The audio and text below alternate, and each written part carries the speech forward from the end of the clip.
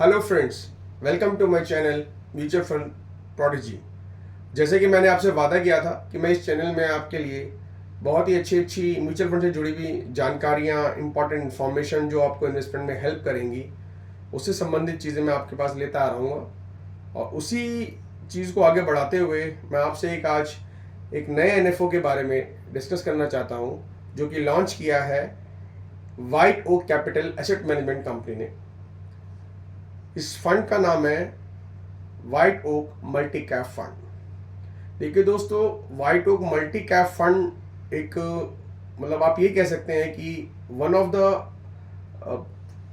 My favourite theme you can say, because इस वक्त काफ़ी ट्रेंड में है multi cap theme. Multi cap theme की सबसे अच्छी जो खासियत होती है दोस्तों, वो ये होती है कि इसके अंदर as per SEBI mandate fund manager को 25% लार्ज कैप के अंदर इन्वेस्टमेंट करना होगा, 25% मिड कैप में इन्वेस्टमेंट करना होगा और 25% स्मॉल कैप में इन्वेस्टमेंट करना होगा। That means if you are putting in 100 rupees in your mutual fund, then fund manager will invest your amount 25 rupees in large cap category funds and 25 rupees mid cap category stocks and rest 25 rupees in small cap। और जो उसके अलावा 25% जो बचता है investment का, वो fund manager का डिस्क्रिशनरी होता है कि वो इसको मनी मार्केट में इन्वेस्टमेंट कर सकता है, डेट में कर सकता है, या रिट्स जो रियल एस्टेट ईटीएफ होते हैं, या इनविट्स में कर सकता है, इंफ्रास्ट्रक्चर। सो इसमें मुझे जो पर्सनल मेरा एक्सपीरियंस रहा है इस थीम के साथ, बिकॉज मेरा अपना खुद का इन्वेस्टमेंट भी मल्टी कैप कैटेगरी में रहा है, जो इसमें मुझे बेस्ट पार्ट लगता है ये कि आपका इन्वेस्टमेंट जो है अक्रॉस ऑल मार्केट कैप्चर रहता है। यानी आपने एक ही फंड के थ्रू तीनों category of stocks, small, mid and large, आप कवर कर लेते हैं। तो रिटर्न बढ़ने के चांसेस जो है वो डेफिनेटली ज़्यादा हो जाते हैं, बिकॉज मिड एंड स्मॉल का जो पुट है वो ऑलमोस्ट 50% के आसपास रहता है। तो आपके म्यूचुअल फंड के जो रिटर्न बनने के चांसेस वो बढ़ जाते हैं इस केस के अंदर। सो ये 31 अगस्त को लॉन्च हो चुका है और 14 सितंबर तक ये रहेगा। 14 सितंबर इसकी लास्ट डेट है। तो आप जो भी इन्वेस्टमेंट करने का अगर अपना बनाए प्लान, तो इस डेट का प्लीज़ ध्यान रखिएगा, 31 अगस्त से लेके 14 सितंबर 2023। और व्हाइट ओक ने अपने फंड को ट्रैक करने के लिए इसमें एक छोटा सा चेंज किया हुआ है एग्जिट लोड को लेके। वो ये है कि जनरली जितनी भी कंपनियां एनएफओ लाती हैं या म्यूचुअल फंड स्कीम जितनी भी चल रही हैं, उनके अंदर एग्जिट लोड 1 साल का होता है कि विद इन अ ईयर अगर आप स्टॉक डिस्पोज ऑफ करते हैं, म्यूचुअल फंड डिस्पोज ऑफ करते हैं, तो आपको 1% एग्जिट लोड लगता है। बट यहाँ पे व्हाइट ओक ने एक ट्विस्ट किया हुआ है कि वो 1% का एग्जिट लोड जो है वो सिर्फ 1 मंथ के लिए वैलिड है। सेकेंड मंथ ऑनवर्ड वो एग्जिट लोड नील हो जाता है। तो ये आप कह सकते हैं कि एक थोड़ा स्पेशलाइजेशन उन्होंने लॉन्च किया है कि भाई हमारे फंड्स के अंदर हम ये थोड़ा डिफरेंट रखेंगे एज, जिसकी वजह से इन्वेस्टर जो है थोड़ा सा अट्रैक्ट रहे उसके लिए। और बेंचमार्क इंडेक्स जो है इसका 500 मल्टी कैप ट्राई रहेगा।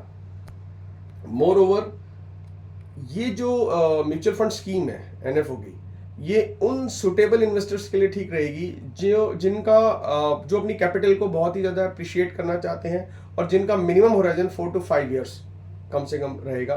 वही स्कीम्स के अंदर इस स्कीम के बारे में सोचें और वही स्कीम के अंदर पैसा लगाने के बारे में चर्चा करें।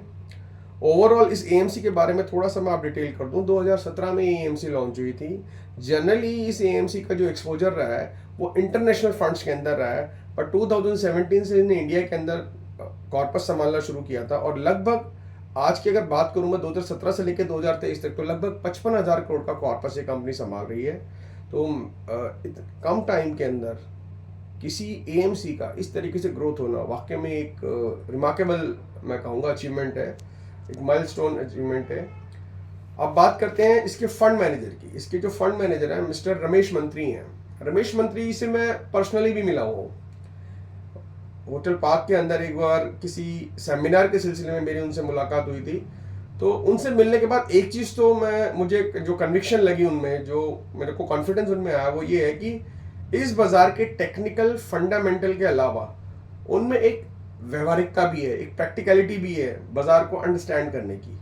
और मेरा अपना ये ऐसा मानना है, मैं ये नहीं कहूँगा कि सभी का ही मानना होगा, मेरा अपना ये मानना है कि जो भी इस बाज़ार को टेक्निकलिटी और फंडामेंटल तो समझता ही समझता है, लेकिन साथ में अगर वो व्यवहारिकता भी जानता है, प्रैक्टिकलिटी भी मार्केट के अंदर जानता है और उसका बिहेवियर उस प्रैक्टिकलिटी के हिसाब से चलता है, तो मेरे को ऐसा लगता है वो बहुत हेल्दी रहता है, एक बीइंग अ फंड मैनेजर वो एक हेल्दी पुट रहता है, तो चांसेस बढ़ जाते हैं कि वो कोई इम्पल्सिव डिसीजन नहीं लेगा, कोई पैनिक बटन उस फंड मैनेजर का नहीं दबेगा किसी पर्टिकुलर स्टॉक के बिहेवियर को देख के कि इसमें इमीडिएट एग्जिट कर जाऊँ या इमीडिएट एंट्री कर लूँ। सो ये एक बहुत ही मुझे अच्छी बात लगी। और मल्टी कैप थीम में जो मुझे पर्सनली अट्रैक्ट करती है वो ये चीज़ अट्रैक्ट करती है कि क्योंकि 24% का जो एलोकेशन है तो एक डिसिप्लिन एलोकेशन है ये। मतलब कि आपका फंड जो है वो एक बैलेंसिंग वे में एक्ट करेगा, बीइंग अ इक्विटी फंड, कि ऐसा नहीं होगा कि अगर मार्केट के अंदर रैली स्मॉल कैप की चल रही है तो आपके फंड में परफॉर्मेंस नहीं आएगी। ऐसा नहीं रहेगा कि मिड कैप के अंदर अगर रैली चल रही है तो आपके फंड के अंदर परफॉर्मेंस नहीं आएगी। ऐसा भी नहीं है कि लार्ज कैप में अगर मार्केट में रैली है तो आपके फंड में परफॉर्मेंस नहीं आएगी। तो अक्रॉस ऑल कैटेगरी ये म्यूचुअल फंड जो है वो कवर करता है। तो this is the beauty of the product. और मैं समझता हूँ कि चाहे इसमें सिप लगाएं चाहे इसमें लमसम करें बट कैपिटल एप्रिशिएशन के लिहाज से आपको इसका कम से कम 4 से 5 साल का वेट करना ही चाहिए, क्योंकि रिस्कोमीटर में जैसे मैंने आपसे पहले भी शेयर किया है कि जहाँ भी एक्सपोजर इक्विटी का 50% से ऊपर चला जाता है तो रिस्कोमीटर में वो हमेशा वेरी हाई रिस्क ही दिखाता है। तो ये प्रोडक्ट हाई रिस्क की प्रोडक्ट में आएगा।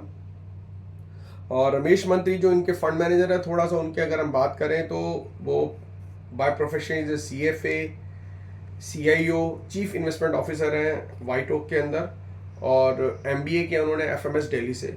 सो अगर हम बात करें उनकी क्वालिफिकेशन की या उनकी नॉलेज की तो he has ample knowledge of the market. और इस कंपनी के जो फाउंडर है वाइट ओक के मिस्टर खेमका उनको भी मोर और लेस 23 ईयर्स का एक्सपीरियंस है।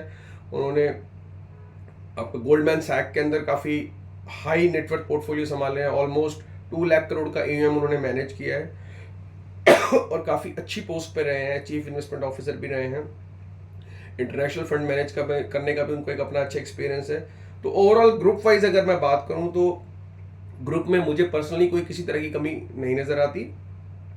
As far as concern about the scheme, तो मल्टी कैप स्कीम जैसे मैंने कहा कि मुझे पर्सनली बहुत पसंद है, बिकॉज फंड मैनेजर ऑटोमेटिकली इतना डिसिप्लिन चल पाता है इसके अंदर कि सभी कैटेगरीज को वो कवर करके चल रहा है इन ए प्रोपोर्शनल मैनर।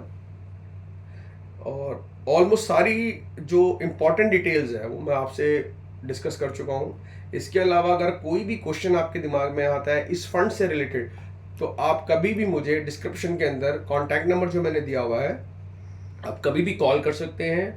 24/7 मैं अवेलेबल हूँ, या आप मुझे उसमें मैसेज भी टाइप करके भेज सकते हैं, तो मैं उसमें आपको आपसे मुलाकात करके या आपसे फ़ोन पे बात करके मैं उस चीज़ को रिजॉल्व करूँगा। तो आज का ये वीडियो मैं यहीं ख़त्म करता हूँ। आई होप आपको ये वीडियो बहुत अच्छा लगा होगा, और मैं इसी तरीके से और इंटरेस्टिंग वीडियोस, चाहे वो NFO से रिलेटेड हो, चाहे वो एग्जिस्टिंग स्कीम्स कोई भी म्यूचुअल फंड की हो, अक्रॉस ऑल कैटेगरी मैं आपसे टाइम टू टाइम शेयर करता रहूँगा। Thank you very much. Like and subscribe करना प्लीज़ मत भूलिएगा मेरे चैनल को। मेरे चैनल का नाम मैं एक बार फिर रिपीट कर रहा हूँ, mutual fund prodigy by Rajesh Kanwadia. Thank you.